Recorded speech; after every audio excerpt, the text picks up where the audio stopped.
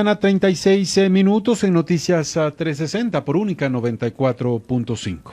Estamos con Roger Celi, coordinador del Observatorio Legislativo, para tratar el temas de la perspectiva del funcionamiento, la dinámica, lo que tendrá que hacer la nueva Asamblea. Roger, muy buenos días. Bienvenido a Noticias 360. Muy buenos días, Rome, Alexandra. Pues un gusto estar acá para conversar sobre lo que podría pasar con la nueva Asamblea Nacional. Vamos con lo primero. Todos estamos a la expectativa porque hay varias posibilidades dependiendo si se presentan recursos o no en torno a las elecciones, cuándo se podría posesionar la Asamblea, de ahí cuándo el nuevo presidente, sucesivamente. Bueno, creo que hay un consenso en que sea en cuanto antes, porque los temas urgentes pues no pueden esperar más, pero en términos reglamentarios se debe esperar al menos 10 días para la posesión del presidente de la República. Después de que se posesione la Asamblea. Después de que se posesione la Asamblea. Es decir, siempre la Asamblea va primero, porque es el órgano que posesiona al presidente y en este caso vicepresidenta de la República. Entonces, posiblemente del 13 al 20 ya tendremos instalada Asamblea y también el binomio presidencial. Ya con credenciales, todo listo, entregado, ¿no? Esperemos que sí, ¿no? Esperemos que sí. Es prudente también, por supuesto, esperar que se agoten los plazos para la presentación de recursos. Es decir, que hay un tema de urgencia no implica que nos vamos a sortear la ley, y la ley es clara, y hay plazos que cumplir. Entonces, de lo que se ha visto, las organizaciones políticas están de acuerdo en no presentar impugnaciones, recursos e ir adelante con la legislatura y la presidencia, ¿no? Parece que todas se ponen de acuerdo para que ya el presidente actual salga lo más rápido, ¿no? Así es, en un inicio se esperaba que el presidente Guillermo Lasso gobierne hasta el 15 de diciembre más o menos, pero ahora, como usted bien dice, hay un consenso para que él se vaya antes, ¿no? Esa es la tónica actualmente. Ahora, vamos al ámbito legislativo. Van a tener 6 meses más o menos en torno al nuevo gobierno, la Asamblea Nacional. ¿Qué debe priorizar, Roger? Porque de seguro tienen varios proyectos de ley en segundo debate, otros a su análisis, dependiendo cuál sea el eje de trabajo, que sin duda seguridad, desempleo, salud, por ejemplo, pueden ser unos temas interesantes en la Asamblea. Yo creo que no son aleatorios de ninguna manera. A veces solemos pensar que el país es siempre gobierno, pero el país, además de ser gobierno, es Estado. Y en ese sentido, si pensamos en Estado, no en gobierno, pues en primer lugar, el presidente electo Daniel Noboa deberá presentar un Plan Nacional de Desarrollo, por supuesto, y una proforma presupuestaria.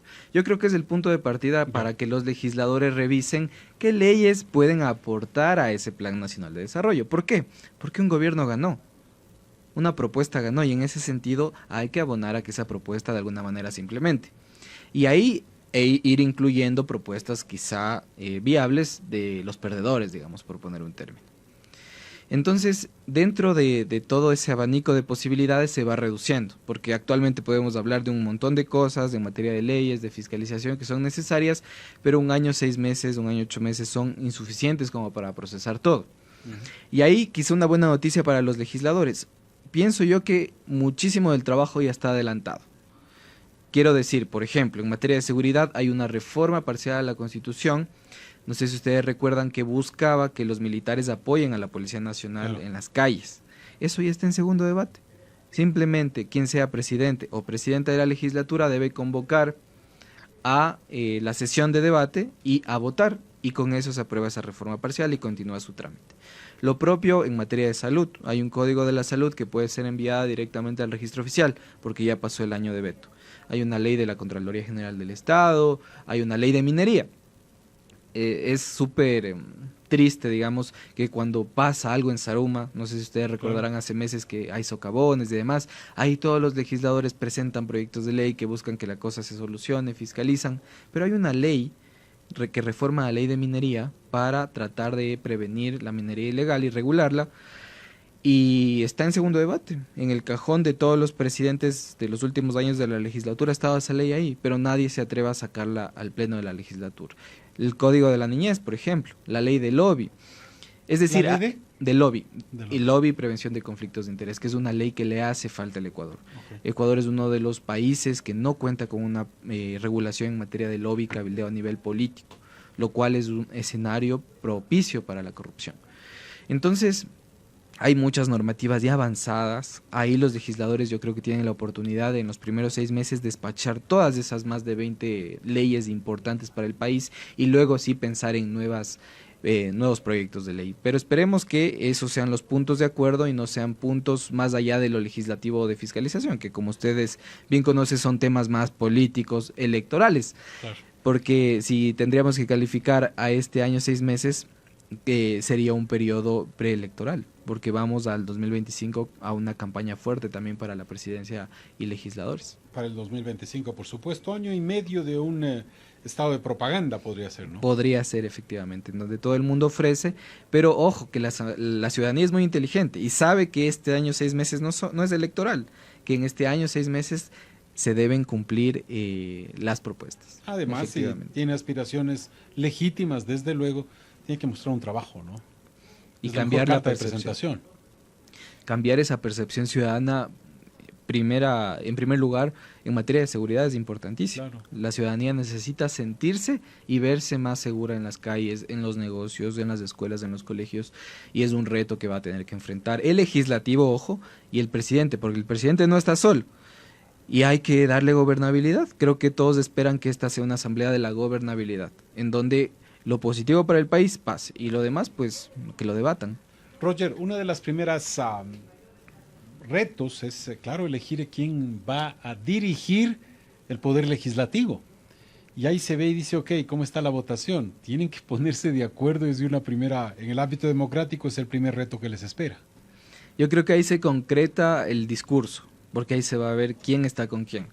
No sé si ustedes han dado cuenta que las posiciones de los partidos políticos son bastante neutrales. Dicen, voy a fiscalizar, pero tampoco me voy a oponer a todo. Pero a la hora de elegir un presidente, ahí tienes que decir, ¿no?, sí o no, básicamente. Y bueno, y creo que, por ejemplo, el Partido Social Cristiano ha dicho, yo quisiera la presidencia de la Asamblea Nacional, ¿no? Legítimamente tiene su derecho, es una bancada, son 18 legisladores de la bancada del Partido Social Cristiano y sus aliados, por supuesto. Y en ese sentido, ¿cuál es el punto actual y la tónica? Los ecuatorianos acaban de elegir un presidente joven, un presidente, entre comillas, que tiene un nuevo discurso, un presidente que viene a desechar la política vieja. Eso es lo que han elegido los ecuatorianos, al menos eso en el discurso. Pienso yo, y es un criterio bastante personal, que en la legislatura podría pasar algo similar.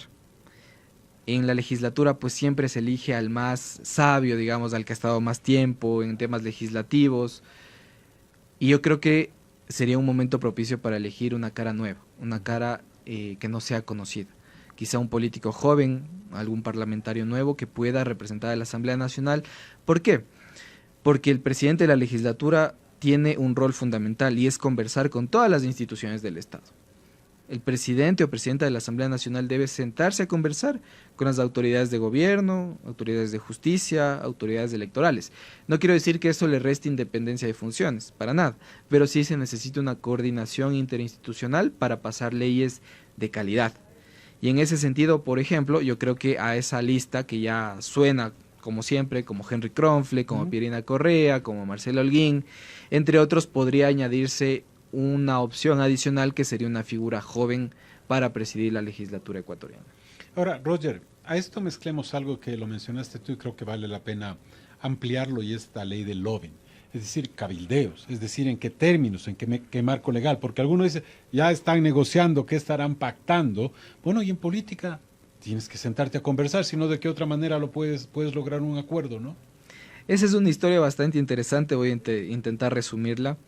En el año 2021, Fundación Ciudadanía y Desarrollo, junto con la primera vicepresidencia de la Asamblea Nacional, con César Solórzano, presentamos un proyecto de ley que buscaba regular el lobby y los conflictos de interés, que no es otra cosa que transparentar quién está detrás de todas las negociaciones que se hacen en el legislativo, en el ejecutivo y en las otras funciones del Estado. Prevenir conflictos de interés, que es que un político, un legislador, por ejemplo, se abstenga de decidir sobre algo que le interesa. Claro. Por ejemplo, si un legislador tiene una farmacéutica, va y preside la Comisión de Salud y tramita la ley de farmacéuticas, evidentemente hay un conflicto de interés directo. Y eso pasa en el Ejecutivo y en el Legislativo. Entonces se presentó este proyecto de ley y llegó al Pleno de la legislatura en primer debate y se archivó. La moción fue presentada por el ratificado legislador Ferdinand Álvarez, con el apoyo de Natalie Viteri, del PSC, y a mí, y quisiera expresarlo, me preocupó el argumento. Fueron dos, más bien. El primero fue que el país no está preparado para regular ese tipo de cosas. Y en segundo lugar, que eso legaliza la corrupción. Dos cosas totalmente fuera de lugar, a mi criterio, al respecto de que hay que luchar contra la corrupción desde ese nivel de cabildeo, de lobby, de política, claro, de ese estilo. Se archivó esa ley, hoy en día hay una nueva ley presentada y pues se espera que sea tramitada y que sea aprobada para que el país cuente con una ley de prevención de conflictos de interés y regulación del lobby. Eso creo que hablaría muy bien de cómo profesionaliza la política el Ecuador, ¿no? Claro, no, y creo que a esto es marcar la cancha, ¿no? Es decir, mira, puedes conversar, define quién va a ser el interlocutor para poder lograr esos acuerdos y no estar con esas denuncias, no, pues el hombre del maletín está en los países, no, el señor o la señorita tal es quien se encargará de ver, hablar con los diferentes sectores para saber a qué se llega, ¿no? Efectivamente, y se busca que no solo las personas que tienen poder, entre comillas, económico y político, lleguen a tener conversaciones con los políticos, sino los ciudadanos de a pie. Esa ley justamente promovía las audiencias públicas, es decir, que un ciudadano común y corriente pueda presentar una solicitud de audiencia con un político y reunirse para conversar de determinado tema. Y sobre todo que eso sea transparente, para ver efectivamente detrás de qué decisiones, qué empresas, por ejemplo, qué grupos de presión están trabajando. No se prohíbe eso, digamos, es imposible prohibir una actividad de ese tipo, le perdería el sentido a la democracia. Claro. Pero sí que sea transparente, que nosotros sepamos quién está detrás del poder, efectivamente. Y además yo creo que a veces en esos acercamientos es los filtros, ¿no? Como un teléfono dañado. Entonces va uno, después va otro, o qué es, qué falta corregir para que apoyes o no, o rechaces este marco legal. Pero de esta manera creo que es transparente, porque ya dices tú, estoy actuando bajo la ley de Lovin, en estas reglas, y es para buscar que salga este cuerpo legal. Claro, y sobre todo yo quisiera decir que es algo constitucional. La Constitución establece que esto sea más transparente, que la gente se entere que se está trabajando detrás del poder. Y hay un caso muy particular y que es interesante, y es el tema de los regalos, por ejemplo, de los obsequios. Sucede que los legisladores reciben obsequios, regalos, viajes, los políticos en general. ¿Te imaginas tú cuántas decisiones se toman con un regalo? O sea, con una dádiva, digamos. Y eso no está prohibido actualmente, pero sí debe ser transparente. Nosotros necesitamos saber qué regalo, qué obsequio ha recibido tal legislador o tal autoridad pública para saber en función de qué tomó un interés, una posición, una decisión. Y eso nos permite a nosotros de alguna manera denunciar decisiones que se hacen conforme a intereses particulares. Porque el interés público es lo que debe primar. Y un regalo y una decisión en función de una dádiva, pues es negativa para el interés público. Bueno, eso está. Ahora, en esta etapa que se viene, ¿cuál crees tú que debe ser, Roger, la dinámica de funcionamiento? Para todo tiene que haber predisposición política, porque si no es con una asamblea que te hace oposición a todo, no va a funcionar, y la población está exigiendo resultados. Terminó creo que con un 4 o 3% de aceptación la anterior, ahora ratificados muchos de ellos, pero ¿será que se ratifican en su conducta anterior o ahora sí podemos llegar a acuerdos con el nuevo presidente, ¿no? Es complejo en el sentido de que Daniel Noboa necesita 56 curules, nada más y nada menos, 56 voluntades para lograr gobernabilidad en la legislatura. La Revolución Ciudadana necesita 18. Si tú sumas Revolución Ciudadana 52 más los 18 del PCC, haces mayoría. Y es una relación pasada que ya se dio y que podría volver a darse, lo cual dejaría fuera la posibilidad de Daniel Noboa de generar una mayoría de gobierno, digamos. Y luego tiene 70 legisladores que están fuera de la Revolución Ciudadana y fuera de ADN y que también podrían generar una mayoría. Es decir, cualquier cosa puede pasar en la elección de autoridades. Pero en términos democráticos parece tener algo conveniente, ¿no? No tengo solo esta opción, sino hay una tercera. Exactamente, hay una tercera vía que podría generarse en la legislatura que no sería ni oficialista ni oposición, sino que sería una mayoría móvil, porque no tiene ningún apego programático ni con la Revolución Ciudadana ni con ADN. Es una de las pocas veces que esto ha pasado y es una posibilidad real. Es que además, miren esto, dices, mira, si tú no me apoyas en esto que es básico, puede ser cualquier marco legal, pues tengo que ir a acudir con el resto. Entonces, tu decisión, ¿qué me puedes ayudar o no? También te forza a tomar posición. Claro, y todo va a ser en función de cada tema. Por ejemplo, si se presenta un tema de elección de autoridades, va a ser una decisión de mayoría móvil, efectivamente, porque van a haber más allá de las ideologías, quién se suma a apoyar a determinada candidatura. Claro. Cuando se Por ejemplo, debata... Henry Kronfle a la presidencia. Exactamente, y ahí se verá si es que la Revolución Ciudadana va a apoyar a Kronfle. Y si es que Daniel Noboa se siente cómodo con un presidente de la legislatura del PSC. Claro. Y en ese sentido va a pasar una siguiente decisión, por ejemplo, la proforma presupuestaria, fiscalización, los juicios políticos pendientes, amnistías, por ejemplo, si quieren avanzar con un tema de amnistías, la Comisión de la Verdad por Fernando Villavicencio.